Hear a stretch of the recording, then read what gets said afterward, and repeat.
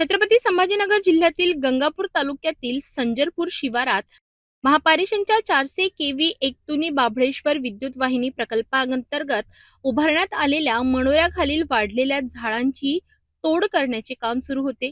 या संदर्भात अतिरिक्त कार्यकारी अभियंता अश्विनी आशिष जोशी यांनी गंगापूर पोलीस ठाण्यात तक्रार दाखल केली। त्या गेल्या जवळपास 3 वर्षांपासून या प्रकल्पावर कार्यरत आहेत। तक्रारीनुसार 21 एप्रिल 2026 रोजी दुपारच्या सुमारास त्या आपल्या सहकाऱ्यांसह गट क्रमांक 7 मध्ये मनोरा क्रमांक 196-197 दरम्यान झाडांची तोडणी करण्यासाठी गेल्या होत्या। या झाडांमुळे विद्युत वाहिनीला धोका निर्माण होण्याची शक्यता असल्यामुळे ही कार्यवाही केली जात होती। त्यावेळी शेजारील जमीनधारक सखाराम दशरथ सुकासे आणि त्यांच्या पत्नी यांनी कामाला विरोध केला।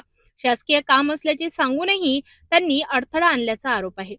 दरम्यान सुकासे यांच्या पत्नीने तक्रारदारांचा हात पकडून त्यांना कानशिलात मारली आणि शिवीगाळ केली आणि पुन्हा येथे आलात तर पाय तोडू अशी धमकी दिल्याचे तक्रारीत नमूद आहे। या प्रकरणी गंगापूर पोलीस ठाण्यात सरकारी कामात अडथळा आणणे, मारहाण आणि जीवे मारण्याची धमकी या कलमांखालील गुन्हा दाखल करण्यात आला असून पुढील तपास पोलीस करीत आहेत।